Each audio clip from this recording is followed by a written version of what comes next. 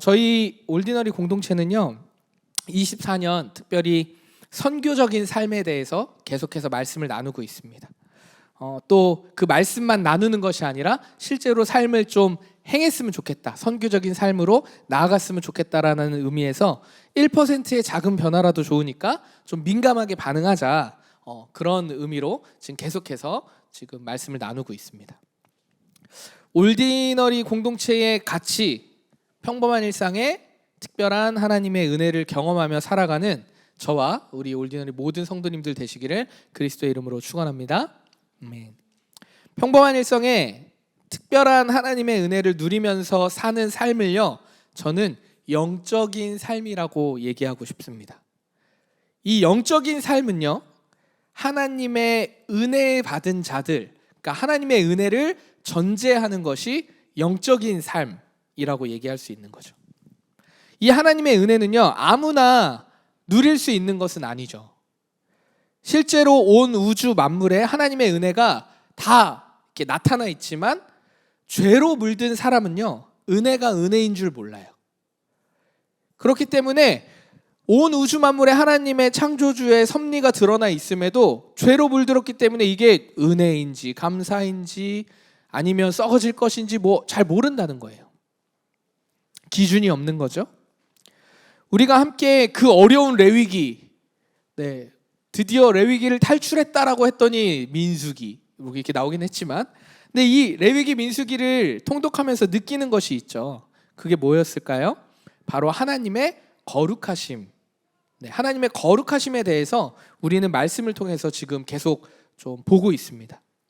이스라엘 백성들이요, 하나님됨을 알고 인정하는 삶, 그리고 하나님을 의지하는 삶을 살기 위해서는요, 반드시 뭐가 필요했어요? 하나님의 거룩하심이 무엇인지, 그리고 그 거룩하심을 닮아갈 필요가 이스라엘 백성에게는 반드시 필요했던 작업이에요. 이 거룩함이라는 것, 거룩이라는 것은 우리가 잘 알고 있듯이 구별된 것을 얘기하죠. 구별된 것 상태를 거룩하다라고 얘기해요. 하나님의 백성 자녀들은요, 무엇으로부터 구분이 돼야 된다는 거예요? 세상과 구별되어야 된다는 거예요.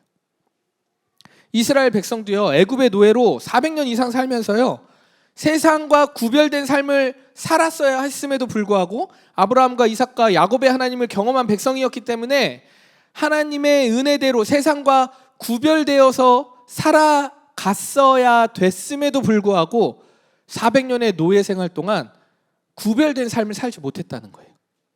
명목만 이스라엘 백성의 자녀가 된 거예요. 레위기 11장 45절 말씀입니다. 나는 너희의 하나님이 되려고 너희를 애굽 땅에서 인도하여 낸 여호와라. 내가 거룩하니 너희도 거룩할지어다.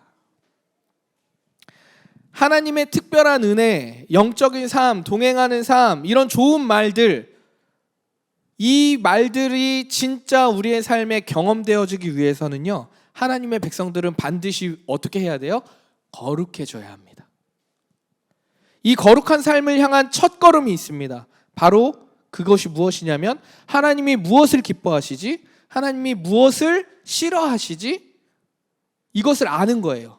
이것을 딱 한 글자로, 한 문장으로 요약하면 뭐냐면, 바로 죄가 무엇인지 아는 것.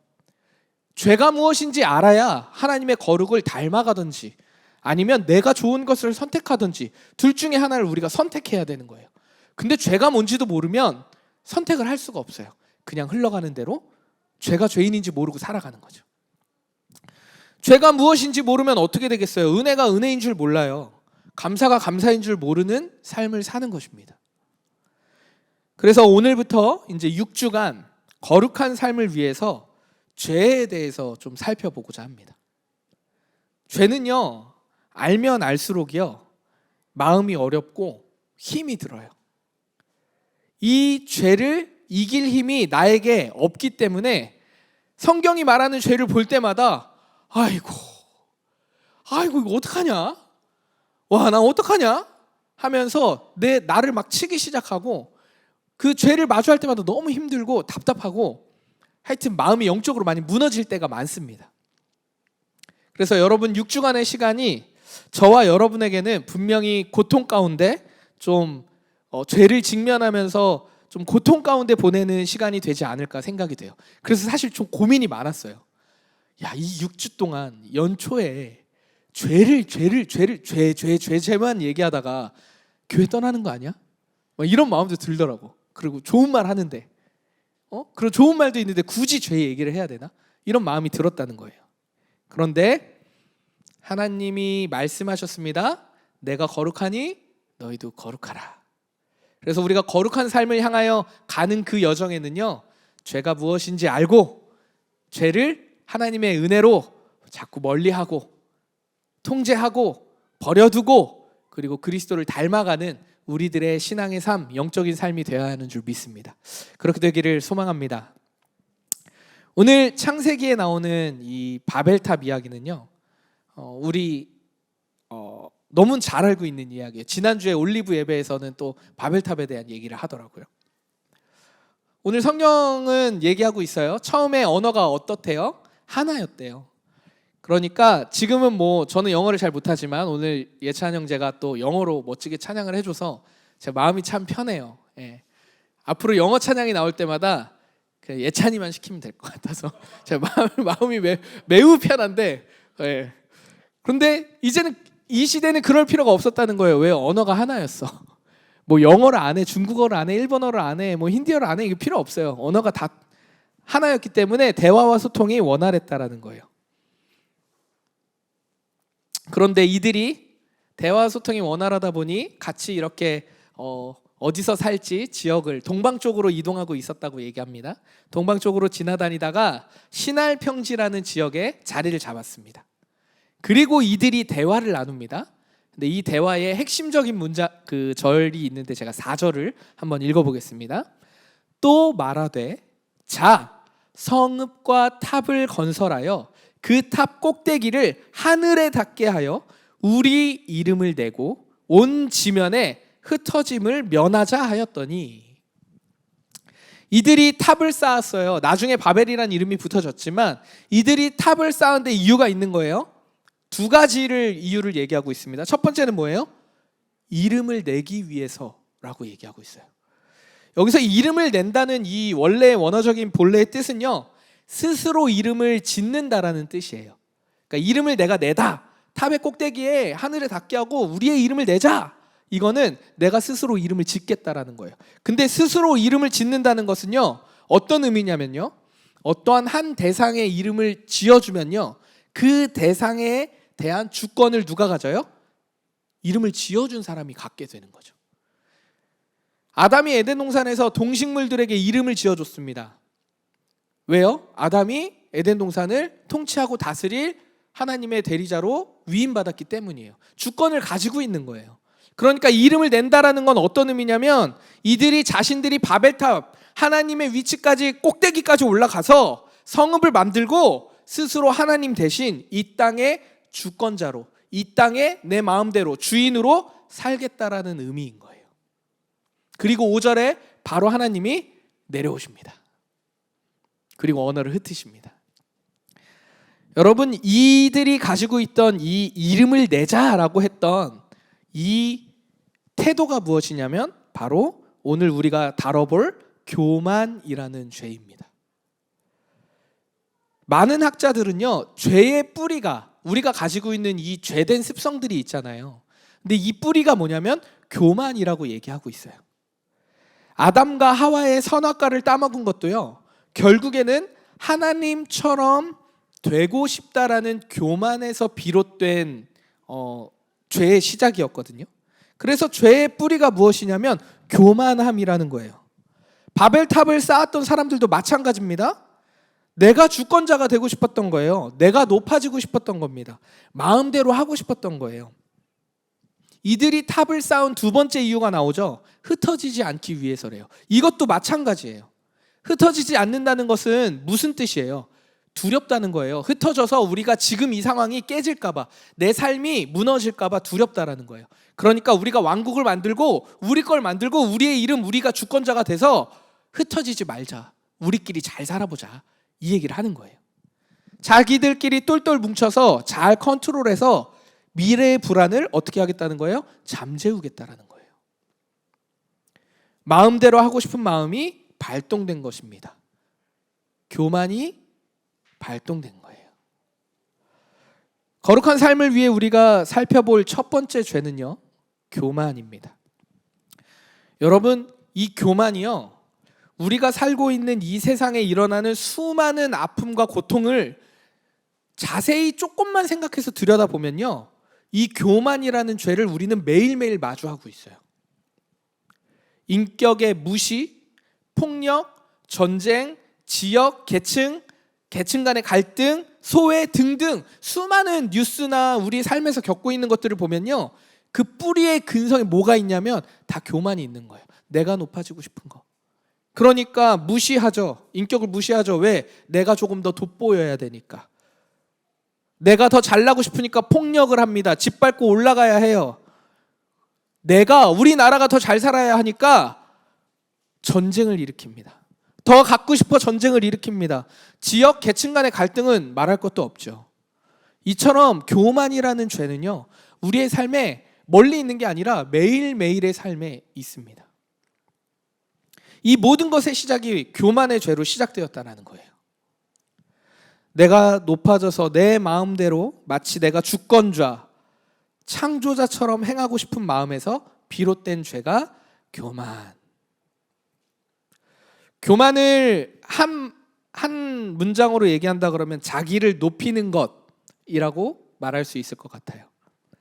근데 교만의 단어의 교만이라는 단어가 가지고 있는 라틴어의 원어의 뜻은요, 자기 자신을 높이 둔다라는 뜻이에요. 근데 성경은요, 이것을 같은 맥락 속에서 조금 더 명확하게 해석하고 우리에게 말하고 있는데요.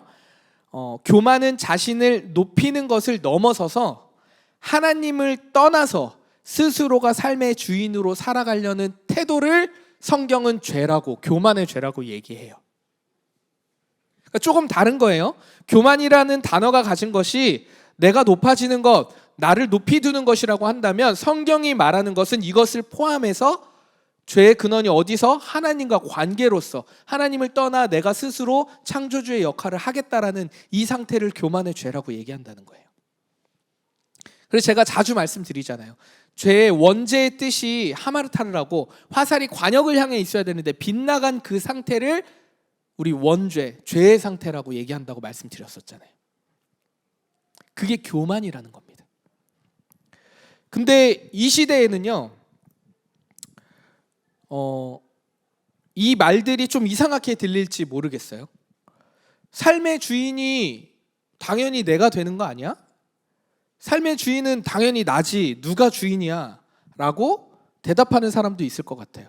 사실 요즘 자기계발이나 여러 가지를 보면 당신의 인생은 당신의 것입니다. 그러니까 누구의 말도 듣지 말고 당신에게 속한 오늘 하루를 최선을 다해 살아가십시오. 되게 좋은 말들로 얘기하고 있지만 물론 그거 자체로 우리가 잘 해석해서 건강하게 받아들이고 적용하면 그리스도인으로서 하나님 주신 말씀 가운데 잘 해석해서 받아들이면 좋겠지만, 오늘 이런 교만의 죄를 다룰 때 삶의 주인이 그러면 나지, 누가 삶의 주인이 되겠어? 라고 질문하는 사람이 있을 수도 모르겠어요. 제가 올리브 예배에는 링크를 보내드리긴 했는데 며칠 전에 미국 애리조나 기독교 대학의 문화연구센터에서 조사한 통계 기사를 좀 봤어요. 그러니까 그 내용이 어떤 거냐면 미국 그리스도인이죠. 그리스도인들의 자녀들, 이 다음 세대들이 성경적 세계관을 거부하고 있다라는 지금 10명 중에 뭐 한두 명만 그것을 믿고 성경적 세계관을 받아들이고 나머지는 믿지 않는다라는 그 통계적인 내용이었어요. 통계에 의하면요, 옳고 그름을 분별하는 것, 이 기준이 우리는 어디에 있어요? 성경, 하나님의 말씀에 있잖아요. 이 성경적 가치를 우리는 믿고 따라가려고 애쓰잖아요, 우리 모두가. 그런데 이렇게 인정하는 어린이가 10명 중에 2명에 불과하대요. 그러니까 이제 세계관 자체가, 가치관 자체가 미국의 다음 세대들은 이미 많이 무너지고 있다. 이것을 이제 미국 애리조나 기독교 대학에서 통계로 냈더라고요. 여러분, 문명의 발전이 엄청나게 빠르게 이루어지고 있어요. 다양한 가치가 등장했습니다. 그렇죠? 그래서 시대가 편리해지고 좋아졌어요. 정말 너무 좋아졌어요. 그렇지만 하나님의 말씀 앞에서 분별하여 살고자 하는 태도는요, 사실상 더 멀어졌다는 거예요. 생활은 편리해졌어요. 핸드폰 하나만 있으면 어딜 가도 굶어 죽진 않을 수 있을 것 같아. 뭐라도 할 수 있잖아. 시켜 먹을 수도 있고. 그런데 하나님 앞에, 말씀 앞에 성경의 가치를 가지고 내가 분별해서 하나님의 뜻을 이루고자 하는 삶의 태도는 더 멀어지고 있다는 거예요. 여러분, 내 삶의 주인은 내가 맞습니다. 왜요? 하나님은 우리에게 그러한 자유의지를 주셔서 삶을 허락하셨거든요. 삶의 주인은 내가 맞아요. 다만 이 삶의 주인으로서 내가 어떻게 살아가는가에 대해서는 절대적으로 어디를 향해야 돼요? 하나님을 향해야 한다는 거예요. 하나님께 묻고 하나님의 뜻을 이루고자 하는 삶의 태도, 인생의 어떤 방향성이 필요하다라는 거예요. 삶의 주인은 내가 맞죠. 내가 살아야 되니까. 내가 선택합니다. 오늘의 뭘 먹을지, 뭘 할지도 내가 선택해요. 하지만 그 선택의 분별이 어디에 있어야 되냐는 거예요. 하나님께 있어야 한다는 겁니다. 하나님을 떠나서 내가 높아지고 내 마음대로 살겠다라는 이 교만은요, 우리 삶에서 가장 위험한 죄임을 우리가 깨달아야 한다는 겁니다. 교만한 삶을 사는 이 교만의 삶, 교만의 삶에는요, 몇 가지 특징이 있어요. 첫 번째 특징은 뭐냐면요, 나 자신을 속이는 겁니다. 나를 속여요. 개혁주의 신학의 우리 이제 저희 교단의 칼뱅이라고 하죠. 이 칼뱅은요, 어떻게 얘기하고 있냐면 타락한 인간은 본성적으로 자신을 속이는 경향이 있다라고 칼뱅은 얘기하고 있어요. 그러니까 이 말을 조금 쉬운 말로 해본다면요, 정직하게 있는 그대로 나를 바라보지 못하고 내가 조금 더 낫다고, 우월하다고 착각해서 남을 속이는 것은 물론 뭐예요? 나 자신마저 속이는 상태. 그게 교만한 삶의 특징이에요. 내가 나를 속이고 있는 거예요. 자, 두 번째, 교만한 삶의 특징 두 번째는요, 교만한 사람은요, 공동체에 분열을 일으키고 공동체의 연합을 경험하기가 어렵습니다. 교만한 사람은 대체적으로 우리가 딱 그냥 보편적으로 생각하면 어떤 사람이에요? 타인의 의견을 존중하거나 경청하는 것을 못하는 사람.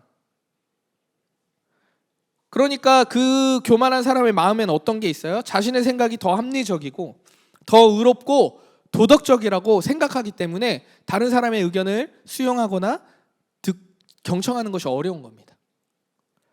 결국 교만한 사람은 어떤 거예요? 대화와 소통을 어렵게 만들고 공동체가 함께 대화하고 함께 세워가고 함께 배워가는 것을 어떻게 한다는 거예요? 막는다는 거예요. 저희 교회에서 제가 인격적인 대화와 소통의 문화를 계속해서 강조하고 세우려고 하는 이유가 바로 여기에 있는 거예요.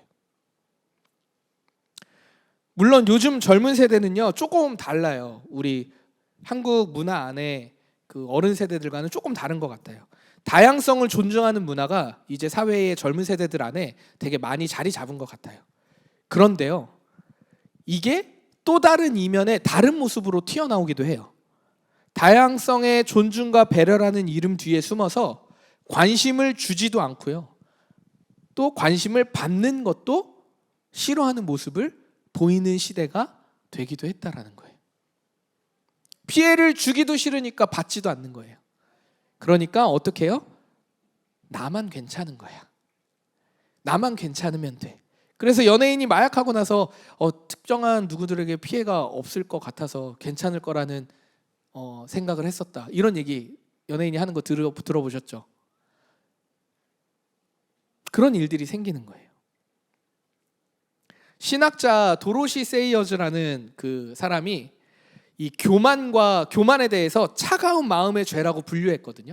사실 이 차가운 마음의 죄라고 분류한 게 뭐 탐욕, 나태 몇 가지를 죄를 이렇게 포함시켜서 요거는 차가운 마음의 죄, 뭐 뜨거운 마음의 죄 이렇게 해서 분류한 게 있는데, 이 교만의 죄는 차가운 마음의 죄에 속하거든요. 근데 이 죄는요, 특별히 뜨거운 마음의 죄보다 더 심각한 죄라고 얘기해요. 왜냐하면 이 교만의 죄는 개인의 죄로 끝나지 않고 타인, 공동체를 해하는 죄라고 여겼기 때문입니다. 교만한 삶의 마지막 특징 세 번째, 영적 교만이에요. 이 영적 교만은요, 특별히 그리스도인들에게 가장 위험한 요소예요. 영적 교만의 대표적인 인물을 성경에서 좀 생각해 보라라고 얘기하면 누가 있을까요? 바리새인들, 뭐 서기관들. 그 당시에 공회, 뭐 유대인들의 대표성을 지닌 자들.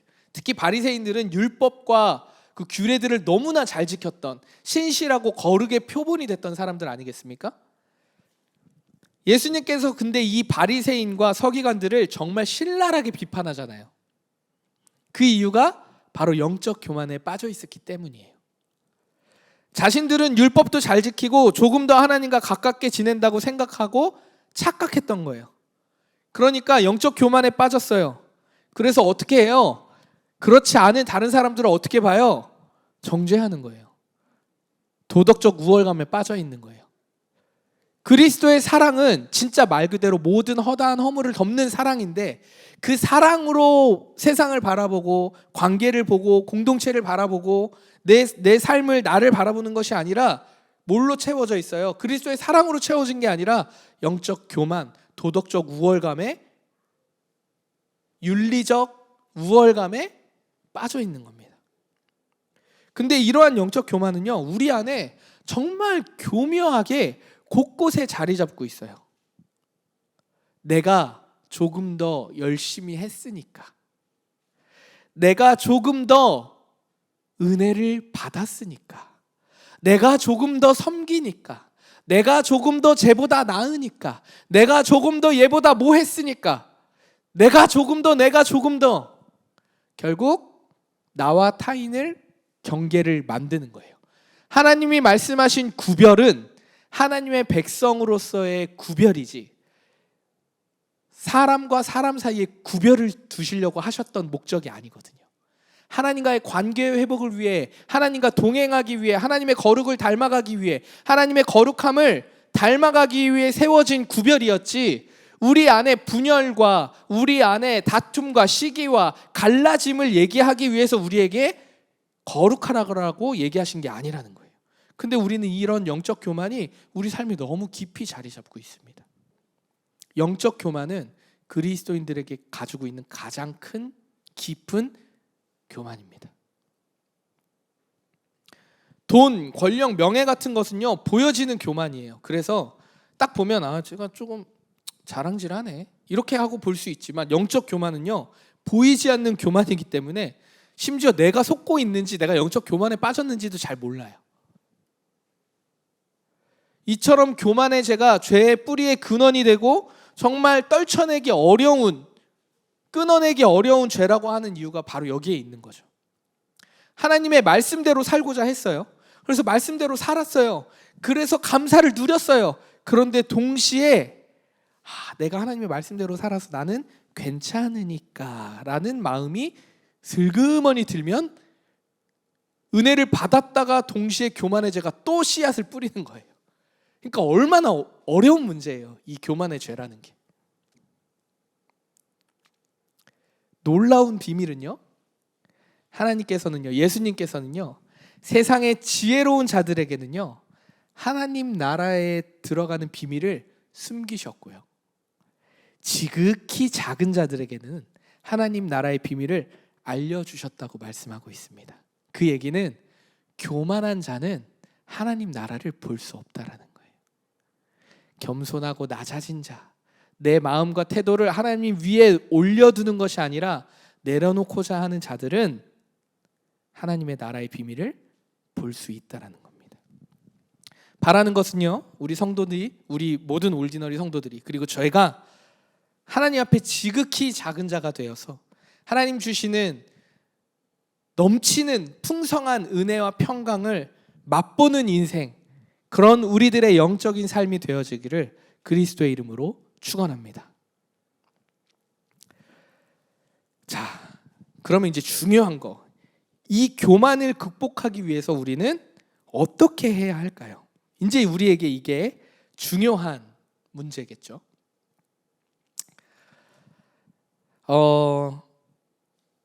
세 가지 방법들이 있을 것 같아요. 더 많을 수 있지만 제가 이제 이거 묵상하면서 생각했던 방법은 세 가지 정도예요. 제일 첫 번째는 뭐냐면요, 자신을 정직하게 바라보는 거예요. 누구의 눈으로? 하나님의 눈으로. 기독교 강요라고 혹시 들어보셨어요? 기독교 강요라고 이제 저희 그 칼뱅의 그 정말 꼭 한번 우리 그리스도인들이라면 읽어봐야 되는, 근데 너무나 어려운 책, 혼자 읽긴 너무 어려우니 한 공동체가 같이 모여서 머리를 맞대고 공부하면서 읽어야 되는 책, 그게 기독교 강요인데요. 이 기독교 강요에서 칼뱅이 이런 얘기를 합니다. 하나님에 관한 지식과 우리 자신에 관한 지식은 서로 연결되어 있다. 즉, 하나님을 알지 못하면 나도 인간도 스스로 어떤 존재인지 결코 알 수 없다. 이해하셨어요? 하나님을 아는 지식과 인간의 지식이 연결되어 있기 때문에 하나님을 아는 지식을 알지 못하면 나를 발견할 수 없다라는 얘기예요. 이게 칼뱅이 기독교 강요에서 하는 말입니다. 우리가 죄라고 여기는 것들, 우리가 우리를 제대로 바라보고 정직하게 있는 그대로 나 자신을 살펴보려면 반드시 어디를 향해야 된다는 거예요? 나를 그냥 무턱대고 시간 내서 앉아서 묵상하고 명상하면서 그렇게 한다고 내가 나를 돌아봐지는 게 아니고, 시간을 내고 했어요. 그럼 뭘 해야 된다는 거냐면 하나님을 아는 지식이 늘어가야 된다는 거예요. 그래야 하나님이 성경에서 말하는 하나님의 형상대로 지음받은 인간을, 나를 알 수 있다라는 얘기입니다. 자, 그러면 여기서 잠깐 이제 우리 말씀을 더 진행하기 전에 이제 생각해 봐야 돼요. 그러면 우리의 삶에 하나님을 알아가는 지식이 얼마만큼 있냐는 겁니다. 실제적으로 우리의 삶의 태도의 적용점 1호는 뭐냐면, 가장 실제적인 방법은 말씀을 읽는 거예요. 하나님의 말씀을 읽지 않으면요, 하나님이 무엇을 좋아하는지 싫어하는지, 하나님이 어떠한 분인지를 알 수가 없어요. 하나님을 모르면 어때요? 내가 나를 모른다는 얘기를 하고 있잖아요. 근데 말씀을 읽지 않습니다. 만약에 읽지 않는다 하면 우리는 그리스도인, 정말 요만큼의 하나님의 100을, 우리에게 은혜를 누리게 100을 주셨는데 우리는 구원받은 기쁜 마음 가지고 때때로 그냥 임팩트 있는 예배 한 번, 수련회 한 번, 말씀 구절 한 번, 이런 때, 아니면 행사 절기 한 번, 요런 때만 무슨 약 처방 받듯이 처방 받아서 은혜 받고 괜찮아 했다가 또 쭉 기빨렸다가 또 쭉 이렇게 가는 겁니다.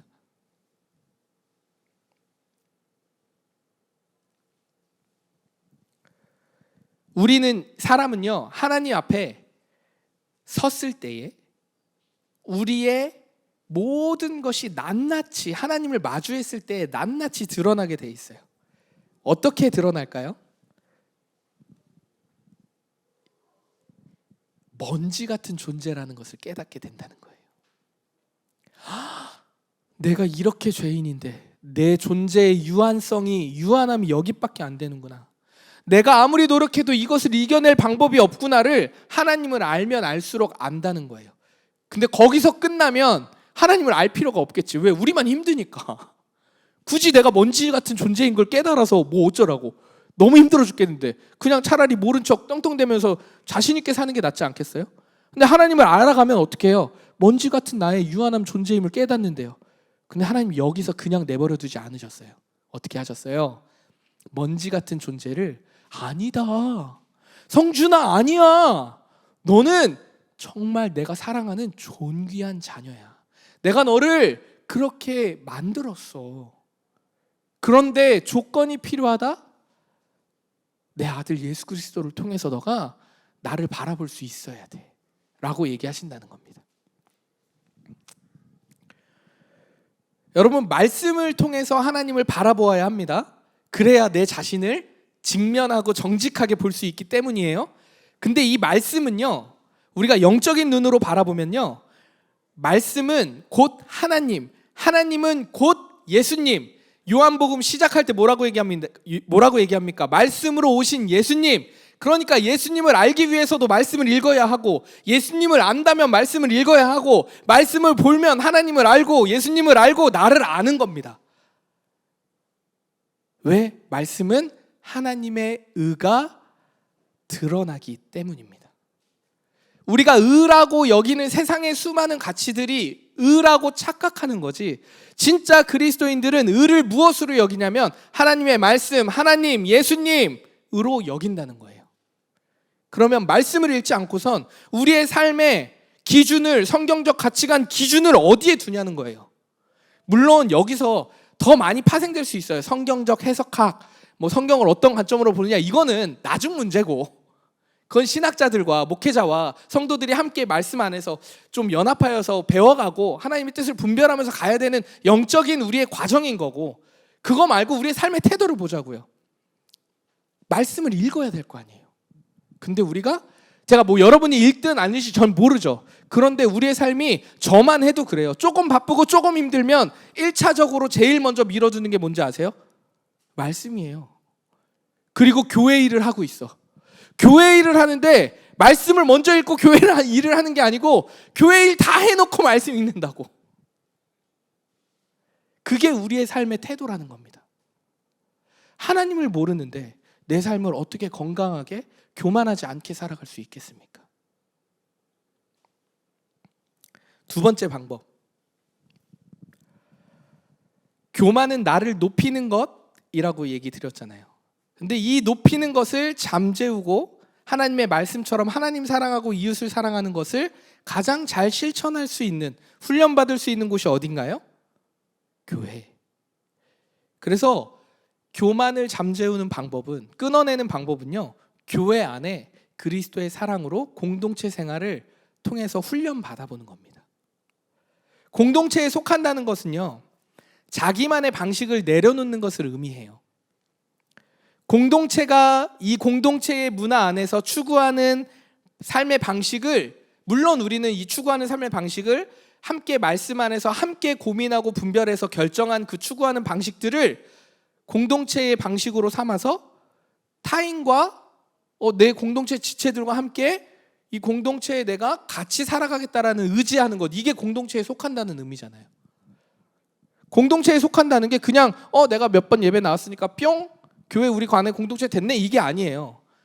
같이 공동체 안에 하나님의 말씀 안에서 함께 분별하고 함께 생각하고 함께 우리가 건강하게 그리스도 앞에 어떻게 성장할 수 있는지 서로 분별하고 서로 격려하고 칭찬하고 기도해 주면서 살아가고자 결정한 것, 이게 공동체에 속한다는 것. 함께 책임지는 것, 함께 성실하게 상호 보완하고 섬기는 것, 이것이 공동체라는 겁니다. 교만을 잠재우는 것, 끊어내는 것은요, 공동체 생활을 통해서 훈련할 수 있어요. 근데 이 시대는요, 공동체가 너무너무 어려운 시대가 됐어요.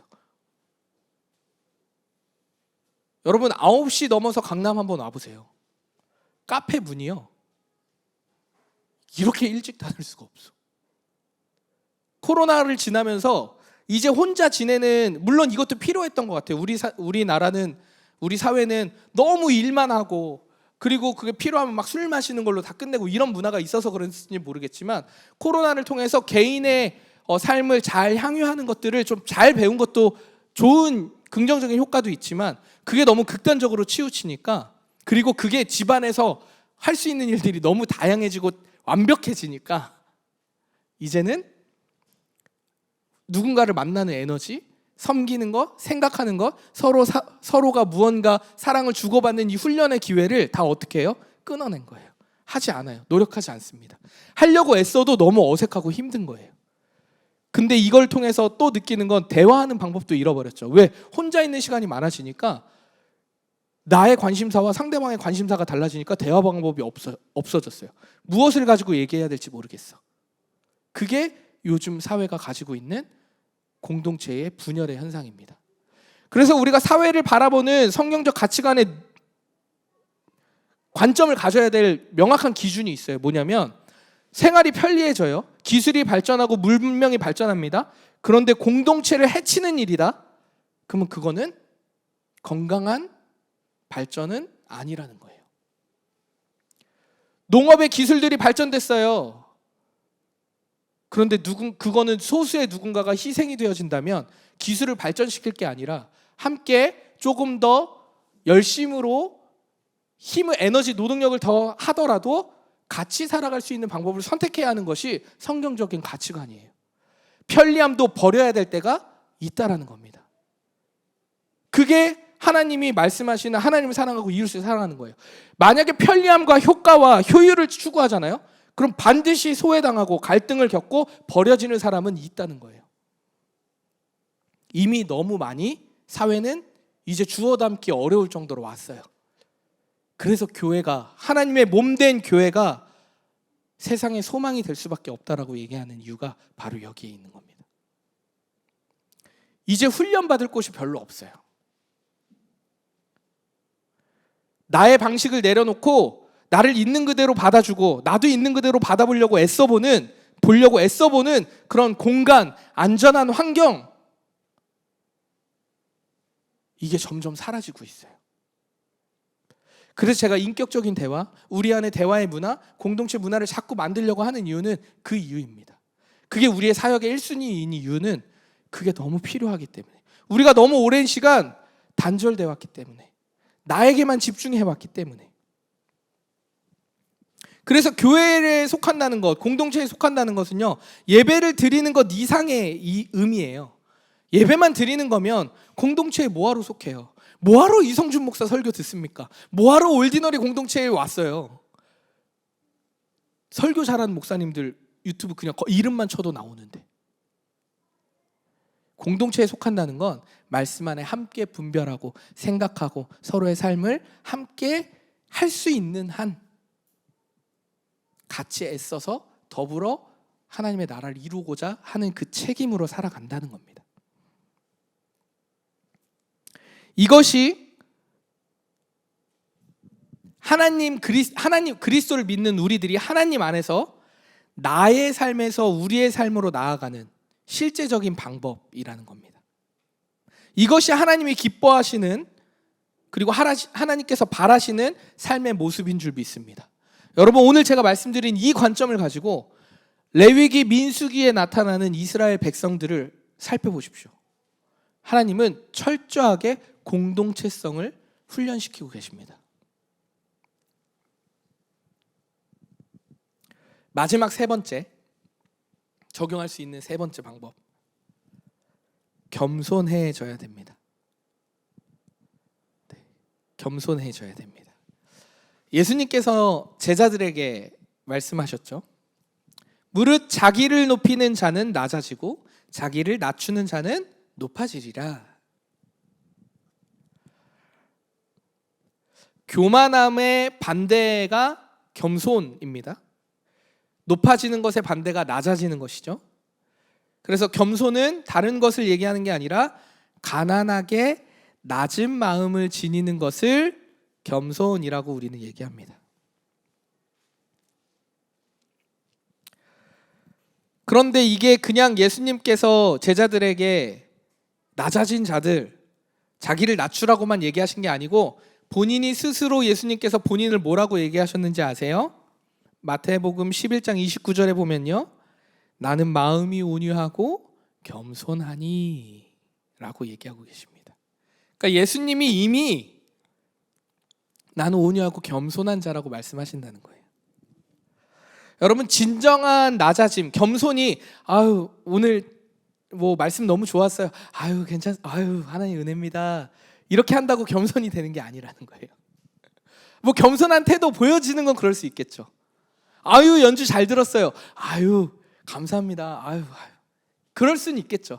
그런 태도도 갖춰야 되는 게 맞죠. 근데 진정한 낮아짐을 위해서는요, 두 가지의 우리의 눈과 마음의 태도가 좀 필요한데요. 첫 번째는 나는 철저하게 하나님이 창조한 피조물이라는 것. 그래서 이 피조물은 하나님께서 긍휼히 여기셔서 자비를 베푸시지 않으면 결코 심판을 피할 수 없는 존재라는 것을 계속해서 인식해야 된다라는 거예요. 누가 칭찬을 하던 격려를 하던 그래서 아니에요 뭐 굳이 막 열정적으로 거부할 필요는 없겠지만 내 마음과 생각에는 어떤 것들의 기본 바탕으로 훈련이 돼 있어야 되냐면 나는 먼지 같은 존재인데 그래서 내가 긍휼, 하나님의 은혜를 구할 수밖에 없는 존재구나라는 기본 베이스의 마음과 생각과 태도가 내 안에 꽉 차 있어야 된다는 겁니다. 그리고 두 번째는요, 진정한 낮아짐, 겸손을 위해서는 일상생활에서 다른 사람을 바라볼 때 자기보다 낮게 여기는 것, 그러니까 나보다 좀 못하다라고 여기는 것을 당연히 하면 안 되잖아요. 그렇죠? 우리가 머리로는 알잖아요. 근데 생각보다 말과 행동과 태도에 나도 모르는 사이에 튀어나올 때가 있다는 거예요. 그래서 그런 실제적인 행동 조심해야 합니다. 그러려면 우리의 말을 쓰는 언어도 체크해 봐야 돼요. 그렇게 해야 진정한 겸손이 무엇인지 깨달아 갈 수 있다는 거예요. 정말 저는 너무너무 감사한 건 이 말씀을 준비하면서 우리 공동체 안에는 말을 정말 존중함으로 해주는 성도들이 많아요. 이게 제가 진짜 그냥 빈말로 하는 게 아니고 우리 공동체 안에는 그게 너무 하나님 주신 너무 기쁨이고 감사해요. 저에게는 서로를 존중하고 배려해 주려고 애써서 물어봐 주고 모르면 물어봐 주고 이렇게 자꾸 문화를 만들어 가려는 우리 성도들의 모습들이 제가 뭐 실명을 거론하진 않겠지만 정말 소매 막 말하면 몇 명 계속 나올 수 있을 정도로 많아요. 저는 이게 얼마나 감사한지 몰라요.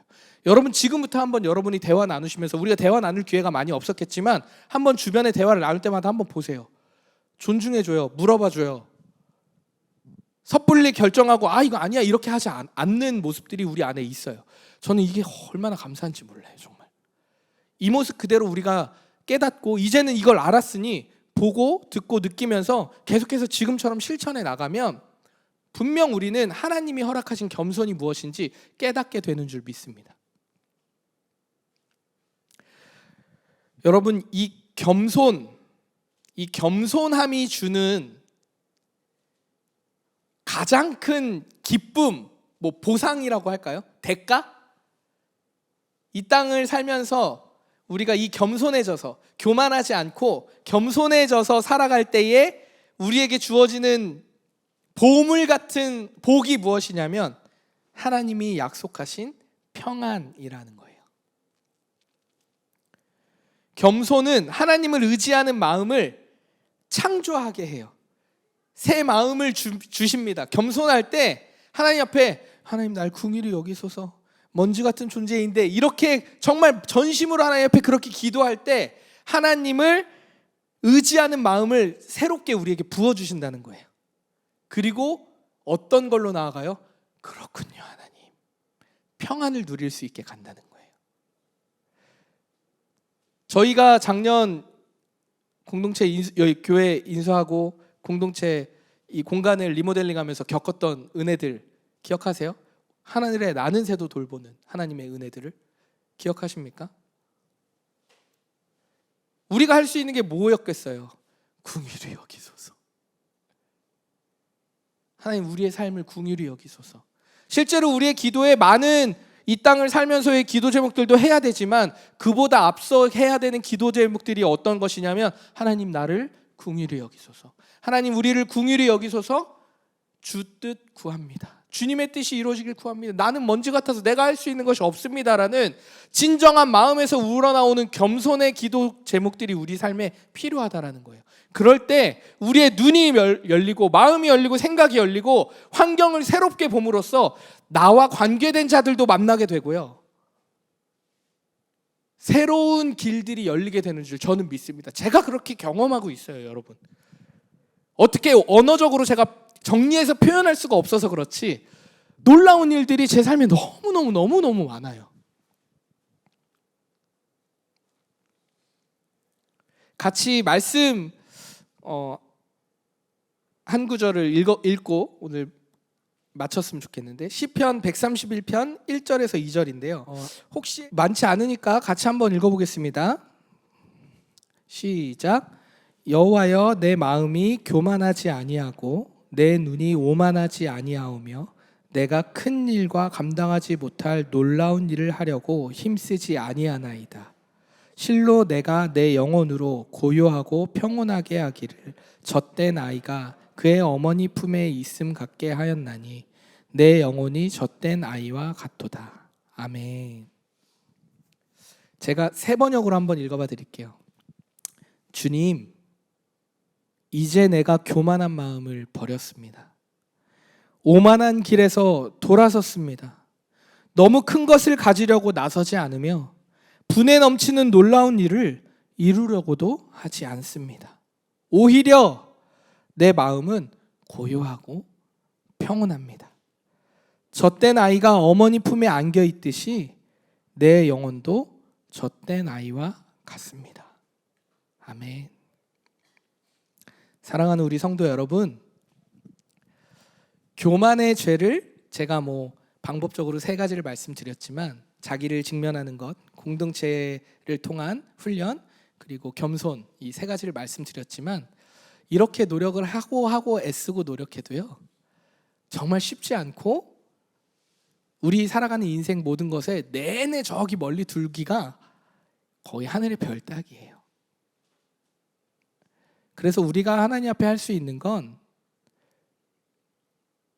애쓰는 모습, 노력, 그리고 하나님을 의지하는 마음, 태도, 기도, 그리고 실제적인 우리의 삶에 적용밖에 없어요. 그래서 미래를 불안을 걱정하지 마십시오. 미래의 불안을 오늘로 끌어와서 걱정하지 마십시오. 그래서 교만해지려고 할 때마다 불안을 끌어와서 무언가 내가 큰 것을 이루려고, 분에 넘치는 큰 것을 이루려고 하지 마십시오. 대신 오늘 주어진 하루를 하나님과 동행하는 삶으로 채워가십시오. 그러할 때 우리의 미래는 불안이 아니라 영원한 삶이요, 기쁨의 삶이요, 평안의 삶이 되는 줄 믿습니다. 그리고 그 마음이 안 생겨, 이 불안이 사라지지가 않아. 그렇다면 괜찮아요. 공동체에 기도 제목을 올려주세요. 저한테 그냥 주셔도 좋고, 여러분이 여러분들끼리 만나거나 대화를 나눌 때 나누십시오. 내가 교만하여지지 않고 이 불안을 하나님 안에 잠재우고 싶고 하나님을 좀 더 의지하고 싶은데 잘 안 돼요. 그러니 기도해 주세요. 이 말하는 기도 제목을 내는 것도 용기가 필요해요. 이것도 훈련입니다, 여러분. 이 얘기는 뭐냐면, 나도 기도 제목 얘기하는 거 불편한데 당신이 얘기하는 것도 불편해요 라는 말에 비언어적인 방법이에요. 그렇다고 새 때와 상황 가리지 않고 막 아무 때나 그래서 나 이거 기도해줘, 권사님 나 이거 기도해줘, 이럴 수는 없지. 아무 때나 만나자마자 맨날 나 이거 기도해줘, 기도했어 안 했어, 이럴 수는 없죠 우리가. 근데 어느 정도의 경계라는 건 우리가 알잖아요. 마음을 나누십시오. 교만은 우리의 혼자 힘으로 안 됩니다. 그리스도의 사랑만으로 가능한 줄 믿습니다. 여러분, 한 주간 살아갈 때 제가 주중에 이 교만에 대한 죄에 대해서 묵상할 수 있도록 몇 가지 질문을 틈틈이 드릴 거예요. 그래서 그걸 보시고 제가 또 마음 같아서는 막 폼 만들어서 올려라 하고 싶지만 그러면 또 여러분들 너무 싫어할 거, 우리 성도들은 너무 싫어할 거 알기 때문에